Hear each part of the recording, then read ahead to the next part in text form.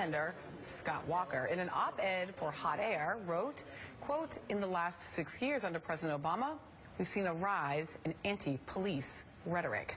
This inflammatory and disgusting rhetoric has real consequences for the safety of officers who put their lives on the line."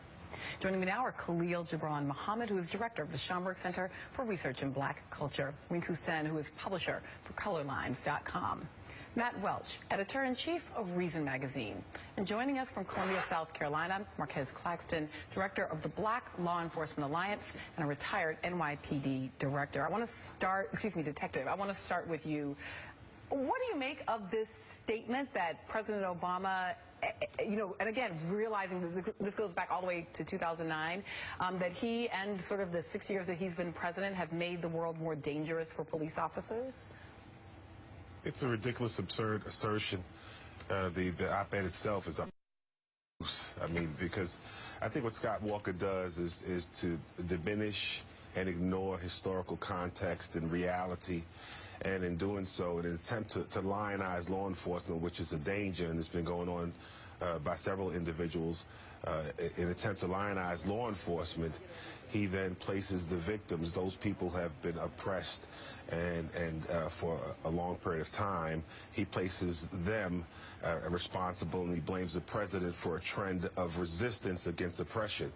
I really think the piece is way off base and without factual substance. So you make an interesting point here that, Khalil, I want to come to you on. This idea that lionizing police officers is in fact, or the police as an institution can be troubling for democracy. And I think it's worth kind of pausing on that and asking what it means to be a nation of laws, to be a democracy where we're meant to hold all of our government agencies accountable to the people. Well, the problem is that historically, policing has been the lightning rod of civil rights activism since the end of slavery. So when police have been the blunt instrument of social control, as directed against people trying to actually live equal lives in a country built on inequality, you have to allow room for democracy to take hold, for people to have dissent against an institution that isn't working for them. And that rub, that conundrum, is as old as the very struggle for freedom in this country. I think when I listen to Scott Walker in that op-ed, I'm hearing the sort of echoes of the red baiting of black activists in the South who were so-called communists precisely because they had an economic critique of the very inequality that they struggled under. So we have to be smart about this. We have to promote historical literacy around these issues in order to counter what essentially passes as an ahistorical treatment of the problem.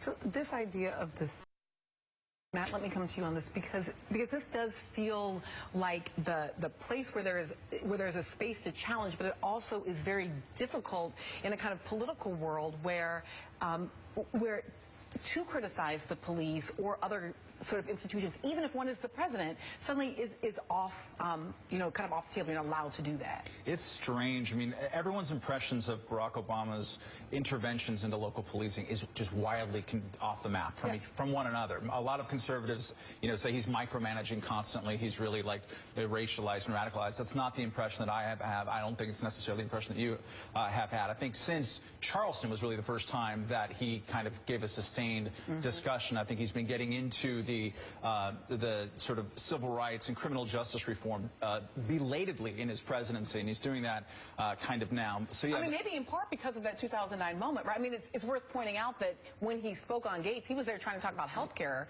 Nobody remembers what that whole speech was, just that last question. It's important to realize, and Scott Walker doesn't, he has this asinine line that this is not the country that I grew up in. In 1971, in New York City alone, there were 12 cops shot, some of them assassination style, racially motivated, saying, we're going to off the pigs. We've had fewer than that number of NYPD cops shot in the last 15 years. We don't have the levels of crime. We don't have cop on individual crime or, shootings in the levels at all that we had in 1971. In 2007, right, if we're going to pin this all on Obama, there were 67 cops shot and killed in the line of duty in this country. This year, there'll probably be about 45, which is 45 too many, but it's less than 2007. There is no war on cops. People who are pretending that there is right now I think, are playing very cynical politics, which is Scott Walker's specialty in this campaign. And so your point about politics, and I want to come to this because there really is a real political, I mean, part of why this is, ramping up is because here we are in the midst of the 2016 hard-fought GOP primary. Yeah, I think really every politician who's going to be running next year needs to understand that Black Lives Matter, the movement against police brutality, for police accountability, it is gaining momentum, and it's going to keep gaining momentum. So this isn't 1954, the earliest days of the civil rights movement. It's more like 1963, when the movement is really taking off, lots of decentralized, spontaneous, supportive activity. I think to Matt's point, Scott Walker, in 1959, the numbers of police officers who died in the line of duty, by 2013, the 2013 figures were the lowest since 1959. So when Scott Walker was growing up, life was actually much more dangerous for police officers. Every death caused by violence is tragic. But to use the deaths of police officers in the line of duty to discredit a movement for accountability it's just really crass and pretty transparent, and the numbers do not support it. So, stop with me right there, because we're going to stay. We've got much more, but I want to stop right on that idea about what the numbers support, because when we come back, I'm going to dig into some more numbers, the latest crime statistics, and the one number that the government can't give you. But we can.